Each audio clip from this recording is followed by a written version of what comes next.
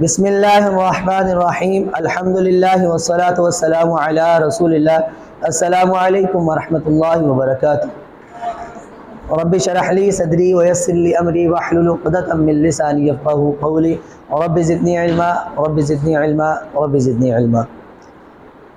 آؤ قرآن سمجھیں آسان طریقے سے کورس نمبر 1 کے سبق نمبر 4 میں آپ سبھی اساتذہ کو خوش آمدید کہتا ہوں۔ ہم اپنے آج کے اس سبق میں سورۃ الفاتحہ کی آیت نمبر 6 اور 7 سیکھیں گے۔ گرامر میں ہم مذکر سے مؤنث بنانے کا طریقہ اور الفاظ اور ان کی جمع بنانا سیکھیں گے۔ نکات تعلیم یا شوق میں ہم کوئی نئی بات سیکھیں گے۔ آج کے اس سبق میں 11 نئے الفاظ ہیں جو قرآن پاک میں تقریباً 3298 مرتبہ یعنی استعمال ہوتے ہیں، بار بار ریپیٹ ہوتے ہیں، تکرار کے ساتھ آتے ہیں۔ تو یہ 11 نئے الفاظ سیکھنے کے لیے آپ سب لوگ تیار ہیں؟ چلیں ماشاءاللہ شروع کرتے ہیں۔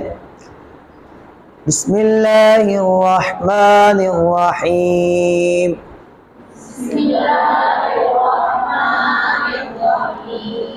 اہدنا الصراط المستقیم۔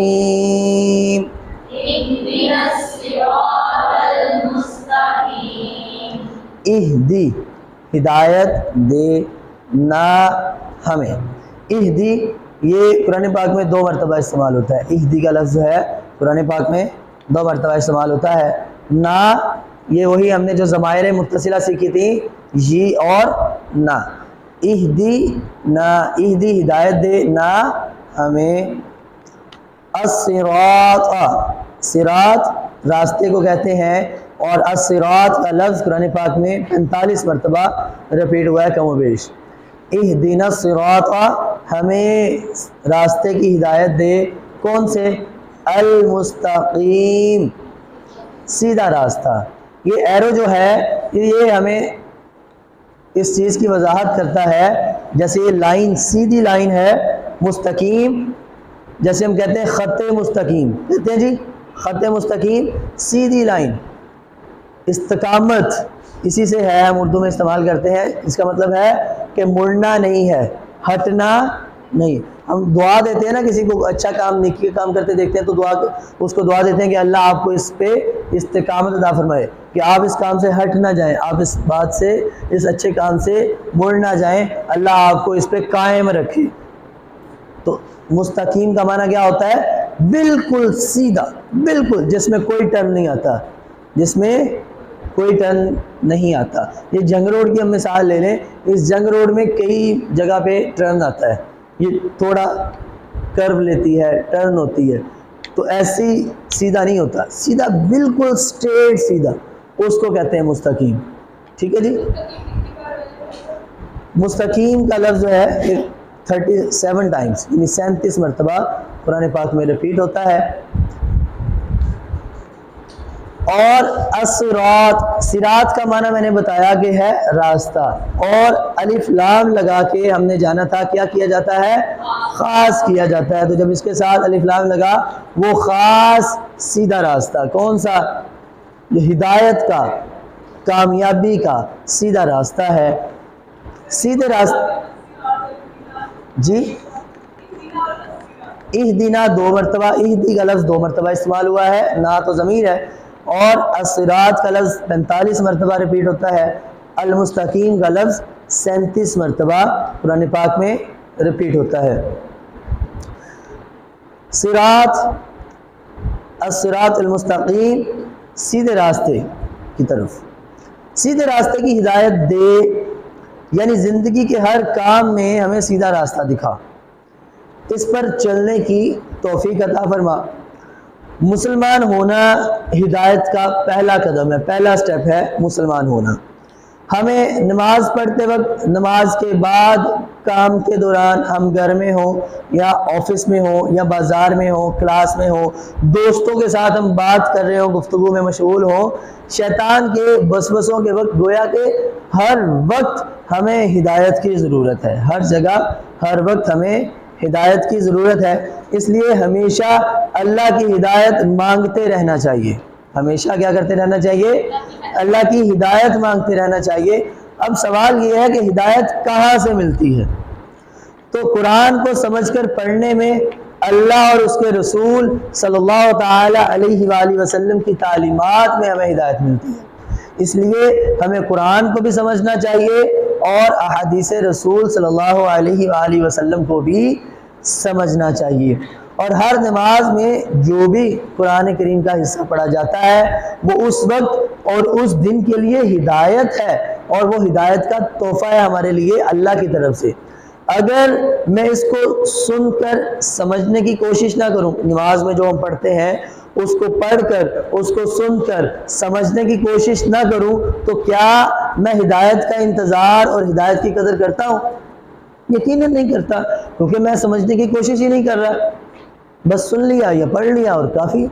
تو اس طرح سے کافی نہیں ہے، اس لیے قرآن کو سمجھنا ضروری ہے، بلکہ ایمرجنسی ہے، اس لیے کہ ہر نماز میں اس کو سمجھنا میری ہدایت کو حاصل کرنے کے لیے بہت ضروری ہے۔ تو یہ ایمرجنسی یعنی کہ فرسٹ پرائرٹی، پہلی ترجیح پہ اس کو سمجھنا سیکھنا ضروری ہے۔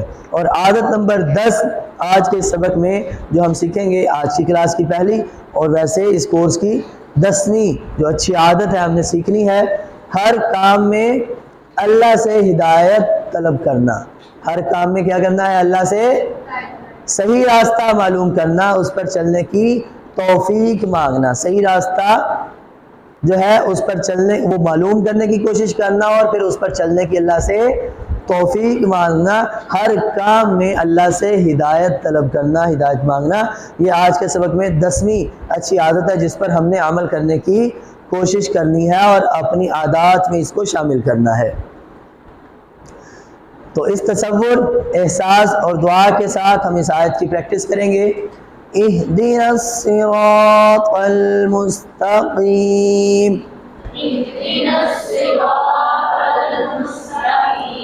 ہمیں سیدھے راستے کی ہدایت دے۔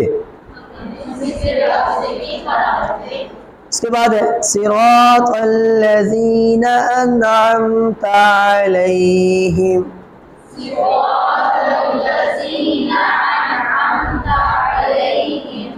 صراط ہم جان چکے ہیں، صراط کا مطلب راستہ، اور الصراط المستقیم میں ہم نے اس کو جانا سیدھا راستہ۔ الذین، الذین ان لوگوں کا، یا وہ لوگ جو، دونوں معنی اس کے لیے آتے ہیں، ان لوگوں کا یا وہ لوگ جو۔ الذین کا لفظ قرآن پاک میں 1080 مرتبہ ریپیٹ ہوتا ہے۔ الذین کا لفظ جو ہے قرآن پاک میں کتنی دفعہ آتا ہے؟ 1080 مرتبہ۔ انعمت، انعمت کا مطلب ہے انعام کیا تو نے، نعمت کی تو نے، انعام کیا یا نعمت کی تو نے۔ علیہم، علی اور ہم، علی کا معنی ہے پر اور ہم کا معنی ہے ان، علی پر اور ہم ان، علیہم ان پر، علیہم ان پر۔ تو اس سے ہمیں سبق کیا ملتا ہے؟ ہم نے جو پڑھا صراط الذین انعمت علیہم، ان لوگوں کے راستے پر جن پر تو نے انعام کیا۔ تو اس میں ہمارے لیے ایک سبق ہے کہ اللہ نے، سب سے پہلے سوال یہ ہے، اللہ نے انعام کن لوگوں پہ کیا؟ انبیاء پہ انعام کیا، صدیقین پر انعام کیا، اور شہداء پر اللہ نے انعام کیا، صالحین پر، 4 لوگوں پر اللہ نے انعام کیا ہے۔ کتنے لوگوں پر اللہ نے انعام کیا؟ انبیاء پر اللہ نے انعام کیا، صدیقین پر اللہ کا انعام ہے، شہداء پر اللہ کا انعام ہے، اور صالحین پر، ان 4 طرح کے لوگوں پر اللہ کا انعام ہے۔ ان 4 طرح کے لوگوں پر اللہ نے انعام کیا۔ تو آئیے ان کے راستے کو معلوم کرتے ہیں کہ انبیاء کا راستہ کیا ہے، صدیقین کا راستہ کیا ہے، شہداء کا راستہ کیا ہے، یا صالحین کا راستہ۔ تو ہم سب سے پہلے ان کے راستے کو جانیں گے، تو پھر ان کے راستے پر چلنے کی اللہ سے توفیق مانگیں گے، تاکہ ہم یہ دعا سمجھ کر مانگ سکیں۔ یہ دعا مانگتے ہوئے ہم اس کو سمجھ بھی رہے ہوں، تو ہم سب سے پہلے انبیاء کا راستہ لیتے ہیں۔ شہداء، صدیقین اور صالحین کے راستے پہ ابھی ہم نہیں آتے، ہم سب سے پہلے انبیاء کے راستے کو جاننے کی کوشش کرتے ہیں کہ انبیاء کا طریقہ کیا تھا، انبیاء کا راستہ کیا تھا۔ اس وقت انبیاء میں سے بھی ہم حضرت محمد مصطفیٰ صلی اللہ تعالی علیہ وآلہ وسلم کے راستے کو جاننے کی کوشش کرتے ہیں کہ آپ نے اپنی زندگی کن اصولوں پر گزاری. تو آپ صلی اللہ علیہ وآلہ وسلم نے 4 اہم امپورٹنٹ کام کیے. پوری زندگی میں سب سے اہم 4 کام کیے. پہلا عمل. آپ صلی اللہ علیہ وآلہ وسلم نے اللہ کے احکامات پر عمل کیا. پہلا کام ہے عمل. اور میں گزشتہ 3 دنوں سے یہی بات بار بار کر رہا ہوں کہ عمل عمل عمل. ہمیں کوشش کا مکلف بنا کے بھیجا گیا ہے اور ہم کوشش کے ذمہ دار ہیں, رسپانسبل ہیں. قیامت کے دن ہمارے اعمال کا سب سے پہلے پوچھا جائے گا آپ نے کوشش کی یا نہیں کی. ایسے ہی ہے. تو اللہ کے نبی صلی اللہ علیہ وآلہ وسلم نے سب سے پہلا کام کیا کیا ہے؟ عمل. دوسرا کام آپ صلی اللہ علیہ وآلہ وسلم نے کیا؟ دعوت دی ہے. دوسرا کام کیا کیا ہے؟ دعوت دی ہے. اللہ کے دین, اللہ کی دعوت جو ہے وہ لوگوں تک, امت تک پہنچائی ہے. تیسرا کام کیا ہے کہ تزکیہ کیا ہے, یعنی پاکی, صفائی کی ہے آپ صلی اللہ علیہ وآلہ وسلم نے نفوس کی. ظاہری صفائی تو کی ہی کی, باطن کی بھی صفائی کی ہے, اور نیکی کا حکم دیا اور برائی سے روکا ہے. امر بالمعروف و نہی عن المنکر. یہ 4 اہم کام ہیں جو آپ صلی اللہ علیہ وآلہ وسلم نے کیے ہیں. عمل کیا ہے کہ دل کے اعمال. عمل میں کیا کیا آئے گا؟ دل کے اعمال, جیسے کہ ایمان ہے, اخلاص ہے, اللہ سے محبت ہے, اور اسی کا ڈر ہے, تقویٰ جس کو کہتے ہیں, اسی پر توکل ہے, اللہ پر بھروسہ کرنا, اللہ پہ ہر حال میں توکل کرنا. اور بقیہ اعمال جیسے کہ نماز, روزہ, زکوٰۃ, حج, لوگوں کے ساتھ اچھا سلوک کرنا. تو یہ سارے اعمال جو باطنی اعمال ہیں, دل کے ساتھ جن کا تعلق ہے, اور وہ اعمال جو ظاہری یا باطنی عبادتیں ہیں, اور پھر حقوق العباد, لوگوں کے ساتھ جو معاملات ہیں, یہ سارے اعمال اس میں آ جائیں گے. اور اس کے بعد ہے دعوت. تو ساری زندگی آپ صلی اللہ علیہ وآلہ وسلم نے اسلام کی دعوت میں گزاری, اسلام کی دعوت دیتے رہے.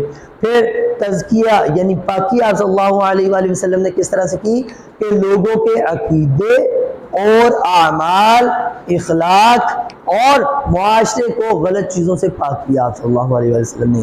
معاشرے میں دیکھیں کتنی گمراہ کن چیزیں تھیں, تو آپ صلی اللہ علیہ وآلہ وسلم نے آہستہ آہستہ آ کے ان ساری چیزوں کو ختم کیا. غلامی کے سسٹم کو آپ صلی اللہ علیہ وآلہ وسلم نے ختم کیا. سود کو آ کے حرام قرار دیا. تو اچھی چیزوں کو رائج کیا, اچھی چیزوں کو رائج کیا. قرآن جو ہے ان مثالوں سے بھرا ہوا ہے کہ آپ صلی اللہ علیہ وآلہ وسلم نے لوگوں کے عقیدے, اعمال, اخلاق اور معاشرے کو غلط چیزوں سے کیسے آپ صلی اللہ علیہ وسلم نے پاک کیا, اور اچھی چیزیں کیسے رائج کی. ٹھیک ہے. نیکی کا حکم دیا اور برائی سے روکا, کہ خاندانوں میں, معاشرے میں, سوسائٹی میں اللہ کے احکام پر آپ صلی اللہ علیہ وآلہ وسلم نے عمل کروایا ہے. اس طرح سے آپ صلی اللہ علیہ وآلہ وسلم نے اپنی پوری حیات طیبہ گزاری ہے. یہ نچوڑ ہے, مختصر آپ صلی اللہ علیہ وآلہ وسلم کی پوری حیات طیبہ کا, زندگی مبارک کا کیا ہے؟ خلاصہ یا نچوڑ ہے. تو یعنی انعام پانے کے لیے ہمیں یہ 4 کام کرنے پڑیں گے. انعام پانا ہے اگر ہم نے صراط الذین انعمت علیہم, یا اللہ ہمیں ان لوگوں کے راستے پر چلا جن پر تو نے انعام کیا. تو ان کے راستے پر اگر ہم چلنا چاہتے ہیں یعنی انعام پانے کے لیے, تو ہمیں یہ کام کرنے کی کوشش کرنی ہوگی. پہلے ایمان لانا ہوگا. تو اللہ کا کروڑ شکر ہے کہ اللہ نے ہمیں صاحب ایمان بنایا. پھر عمل کرنا, ایمان ہم لاتے ہیں, اب اگلا کام جو ہے عمل کرنا شروع کیجئے. عمل کرنا, اس کام کی دعوت دینا, اس دین کی جس پہ آپ ایمان لائے اور عمل کر رہے ہیں, اس کی اب دوسروں کو دعوت بھی دیں, دوسروں تک پہنچائیں. دین کا, قرآن کا جتنا علم آپ نے سیکھا اس کو آگے دوسروں تک پہنچائیں, تاکہ آپ کے علم میں بھی برکت ہو اور آپ اس کو دوسروں تک پہنچانے کا ذریعہ اور سبب بھی بنے. اپنی اور ساتھیوں کی زندگی میں جو غلط چیزیں ہیں ان کو صاف کرنے کی کوشش کرنی ہے. اپنی زندگی کو بھی بہتر بنانے کی کوشش کرنی ہے. جو غلط چیزیں ہماری زندگیوں میں آ چکی ہیں, مثال کے طور پہ ہم وقت کا ضیاع کرتے ہیں, بے دریغ ضیاع کرتے ہیں, لغو اور فضولیات میں بہت وقت گزارتے ہیں. تو ہمیں اپنی زندگی سے جو غلط چیزیں ہیں ان کو سب سے پہلے نکالنا ہے، دوستوں کو بھی ان چیزوں سے پاک کرنے کی کوشش کرنی ہے، اچھی عادتوں کو بڑھانا ہے. کیا کرنا ہے؟ اچھی عادتوں کو بڑھانا ہے، اور جہاں تک ہو سکے نیکی کا حکم دینا ہے اور برائی سے روکنا ہے. تو عادت نمبر 11 ہے ہمیشہ اچھے ماڈل کے طریقے پر چلنا ہے. ہمیشہ ہم نے اچھے ماڈل کے طریقے پہ چلنا ہے، یعنی نمونے مثال ایسی ہم چنیں، ہم اپنے رول ماڈلز اپنی زندگی میں ایسے لوگوں کو اپنائیں کہ جو واقعی میں اچھے ہیں، ان کے بارے میں پڑھیں، ان کو سامنے رکھ کر اپنے عمل کو چیک کریں کہ ان کے جیسا عمل کرنے کا پھر پلان بھی بنائیے اور اس پر عمل کی کوشش کیجیے. تو ہمارے لیے سب سے پہلے رول ماڈل کون ہے؟ آپ صلی اللہ علیہ وآلہ وسلم. آپ صلی اللہ علیہ وآلہ وسلم کے بعد آپ صلی اللہ علیہ وسلم کا کنبہ، یعنی آپ صلی اللہ علیہ وسلم کی جو اہل بیت ہے، پھر آپ صلی اللہ علیہ وآلہ وسلم کے اصحاب ہیں، صحابہ کرام ہیں. ٹھیک ہے نا؟ تو ہم ایسے رول ماڈلز بنائیں. حضرت عمر فاروق کی حیات طیبہ لے لیں، سیدنا صدیق اکبر رضی اللہ تعالیٰ عنہ کی، سیدنا علی کرم اللہ وجہ الکریم کی، سیدنا عثمان غنی کی. آپ کسی ایک صحابی کو اپنا رول ماڈل بنا لیں، کسی ایک صحابی کو اپنا رول ماڈل بنا لیں، اور ان کے طرز ان کے بارے میں پہلے مطالعہ کریں، اسٹڈی کریں، پڑھیں، اور پھر ان کی طرح عمل کرنے کی کوشش کریں. پلان بنائیے کہ ان کی طرح میں عمل کیسے کر سکتا ہوں، ان کے جیسے اعمال میرے کیسے ہو سکتے ہیں، میں ان کے جیسے زندگی کیسے گزار سکتا ہوں. آپ خواتین ہیں تو آپ سیدنا فاطمہ رضی اللہ تعالی عنہ کی سیرت کو پڑھیے، ان کے طریقے کے مطابق زندگی گزارنے کا پلان بنائیے کہ انہوں نے کیسے زندگی گزاری. امہات المؤمنین کے بارے میں پڑھیے، ان کے بارے میں جانیے کہ انہوں نے اپنی زندگیوں کو کیسے گزارا. تو اچھے رول ماڈل بنائیے. اس تصور، احساس اور دعا کے ساتھ پریکٹس کریں گے. صراط الذین انعمت علیہم،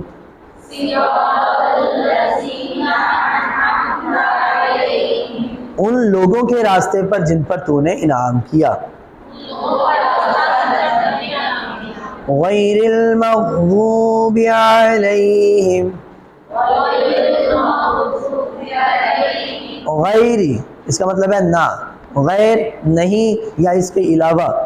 غیر کا معنی نہیں، اس کے علاوہ. غیری کا لفظ قرآن پاک میں 147 مرتبہ ریپیٹ ہوتا ہے، 147 ٹائمز. المغضوبی جن پر غضب کیا گیا. مظلوم کا لفظ ہم استعمال کرتے ہیں ایسے ہی جی. مظلوم کون ہوتا ہے؟ جس پر ظلم کیا گیا. مغضوب کون ہوگا؟ جس پر غضب کیا گیا، جس پر غصہ کیا گیا. علیہم ہم پہلے جان چکے ہیں، علی کا معنی پر اور ہم ان. علیہم ان پر، علیہم کا معنی ان پر. تو اس کے بعد ہے وَلَا الضَّالِّينَ. تو ولا کا معنی ہے اور نہ اور نہیں. ولا کا لفظ قرآن پاک میں ہے 1687 مرتبہ، 1687 مرتبہ ریپیٹ ہوتا ہے، بار بار اتنی دفعہ آتا ہے. ضالین یا غالین، آپ بہت پڑھیں یا غوت پڑھیں. تو ضال گمراہ ہونے والے، وہ لوگ جو گمراہ ہوئے. ضال کا معنی کیا ہے؟ گمراہ ہونے والے. ضالین اور نہ ان لوگوں کے راستے پر جو گمراہ ہوئے. ضال اس کی جمع ہے ضالین، اور یہ مل کے قرآن پاک میں 14 مرتبہ استعمال ہوتے ہیں. یہ دونوں مل کے قرآن پاک میں 14 مرتبہ استعمال ہوتے ہیں. اچھا، اس سے ہمیں سبق کیا ملتا ہے؟ غیر المغضوب علیہم ولا الضالین سے ہمارے لیے سبق کیا ہے؟ سبق یہ ہے کہ اللہ ایسے لوگوں پر غصہ ہوا. اب دو لوگ ہیں یہاں پہ، دو لوگوں کا ذکر ہوا. ایک وہ لوگ ہیں جن پر اللہ نے غصہ کیا، غضبناک ہوا. دوسرے وہ لوگ ہیں جو گمراہ ہوئے. اب یہ دو الگ الگ لوگ ہیں، یہ دونوں کیا ہے؟ الگ الگ قسم کے لوگ ہیں. اب اللہ کن لوگوں پہ غصہ ہوا، کن لوگوں کے اوپر اللہ کا غضب نازل ہوا، پہلے وہ جانتے ہیں. تو اللہ ایسے لوگوں پر غصہ ہوا جو جانتے تھے مگر عمل نہیں کرتے تھے. یعنی علم ہوتے ہوئے، جانتے بوجھتے ہوئے انہوں نے عمل نہیں کیا، اللہ ہم کو صحیح عمل کرنے کی توفیق عطا فرمائے۔ ہمیں اس سے پتہ چلا جیسے یہود تھے وہ اہل کتاب تھے، ان کی کتاب میں تمام نشانیاں موجود تھیں، تو جانتے بوجھتے ہوئے بھی انہوں نے عمل نہیں کیا، جان بوجھ کے وہ عمل کرنے سے یعنی ایمان لانے سے رکے رہے اور گمراہی میں پڑے رہے۔ ایسے لوگوں پر اللہ کیا ہوا؟ غضبناک ہوا، غصہ ہوا۔ جیسے کہ بنی اسرائیل کے لوگ ہیں، اللہ نے ان کو واضح نشانیاں دی، کتنی زیادہ نشانیاں دی، انبیاء بھیجے، اور وہ علم آ جانے کے بعد پھر گمراہی کی طرف جب لوٹتے تو اللہ پھر ان پہ کیا ہوتا؟ غضبناک ہوتا، اللہ کا ان پہ عذاب نازل ہوتا۔ تو اللہ غضبناک کن پہ ہوتا ہے؟ ہمیں اوورال ایک اصول سمجھ میں آ گیا۔ اللہ غضبناک کن پہ ہوتا ہے؟ جو جانتے بوجھتے ہوئے عمل نہیں کرتے، علم آ جانے کے بعد عمل نہیں کرتے، ان پہ اللہ کا پھر غضب نازل ہوتا ہے۔ سوچئے اللہ اگر کسی سے ناراض ہو جائے تو اس کا کتنا برا حال ہوگا، دنیا میں بھی اور آخرت میں بھی۔ تو ہم اکثر کسی ہیرو یا لیڈر کی طرح رہنا چاہتے ہیں، اس لیے ان کی طرح بات کرتے ہیں، ہم ان کے سٹائل کو کاپی کرتے ہیں، ان کی طرح کپڑے پہنتے ہیں یا ان کی طرح چال چلنے کی کوشش کرتے ہیں۔ دیکھ لیجئے کہ کیا وہ لوگ جن کو ہم اپنا رول ماڈل بنا رہے ہیں، جن کے طرز پر ہم زندگی گزار رہے ہیں، وہ لوگ قرآن و حدیث پر چلنے کی کوشش کرتے ہیں یا نہیں کرتے؟ میں ان کے راستے پر چل کر گمراہ تو نہیں ہو جاؤں گا، میں اللہ کے راستے سے دور تو نہیں ہو جاؤں گا؟ تو اپنے رول ماڈل بناتے وقت، چنتے وقت ان باتوں کا خیال رکھیے۔ اور ضالین کون ہے؟ جو جانتے ہی نہیں ہیں۔ گمراہ ہونے والے کون ہیں؟ جو جانتے ہی نہیں ہیں، جن کو پتہ ہی نہیں چلا، جو گمراہی میں ہی رہ گئے، جو اندھیرے میں ہی رہ گئے، لا علمی میں ہی رہ گئے، اور صحیح بات جانے بغیر عمل کرتے رہے۔ ان کو حق بات پتہ ہی نہیں چلی اور بس وہ عمل کرتے رہے بغیر جانے۔ جیسے ہم ہیں، جیسے قرآن تو ہمارے پاس ہے لیکن ہم اس کو جانے بغیر، سمجھے بغیر عمل کیے جا رہے ہیں۔ ایسے ہی پرواہ نہیں کرتے، ہم بھی پرواہ کرتے ہیں، ہم بھی پرواہ نہیں کرتے، حق کو پہچاننے کی، جاننے کی، علم حاصل کرنے کی، سیکھنے کی کوشش کرتے ہی نہیں ہیں ہم اکثر۔ تو دنیا میں ہم کیوں آئے ہیں، ہم اس بات کے اوپر کبھی غور و فکر ہی نہیں کرتے۔ زندگی کا مقصد کیا ہے؟ مقصد زندگی، اس دنیا میں آنے کا ہمارا مقصد کیا ہے؟ صحیح علم حاصل کرنے کی ان کو کوئی فکر نہیں ہوتی اور نہ وہ اس کے لیے وقت نکالتے ہیں۔ ہم بھی باقی ساری چیزوں کے لیے وقت نکالتے ہیں، ان باتوں کے لیے ہمارے پاس وقت نہیں ہے کہ زندگی گزارنے کا اصل مقصد کیا ہے اس کو جانا جائے۔ ایسے ہی تو کہیں ایسا نہ ہو کہ قرآن ہمارے گھر میں ہو اور ہم بھٹکتے پھریں۔ کیا ہم اس لیے قرآن سے دور ہیں کہ ہمیں عربی زبان نہیں آتی؟ تو اللہ سے دعا کیجئے کہ وہ ہمیں قرآن کو سیکھنا آسان کر دے۔ اس کے لیے پلان بنانا پڑے گا اور وقت نکالنا پڑے گا۔ پلان بنائیے اور وقت نکالیے اور اللہ سے دعا کیجئے، انشاءاللہ اللہ تعالیٰ آپ کے لیے آستے آسان کر دے گا۔ دعا کیجئے کہ اے اللہ ہمیں صحیح بات پر عمل کرنے کی توفیق دے، اور نہ معلوم ہو تو اس کا علم جو ہے حاصل کرنے کی ہمیں توفیق دے۔ عادت نمبر 12 جو ہے آج کے سبق کے حوالے سے جو ہم نے اپنانی ہے، برے ماڈل یا نمونے یا بری مثالوں سے دور رہنا ہے۔ ایسے رول ماڈلز نہیں بنانے جو برے لوگ ہیں، جو اللہ کے راستے سے دور ہیں، اور دعا کرنا ہے کہ اللہ ہمیں ان کی پیروی سے بھی بچائے، اللہ ہمیں ان کے فالوورز میں سے نہ بنائے۔ تو تصور، احساس اور دعا کے ساتھ اس کی پریکٹس کریں گے۔ غیر المغضوب علیہم ولا الضالین،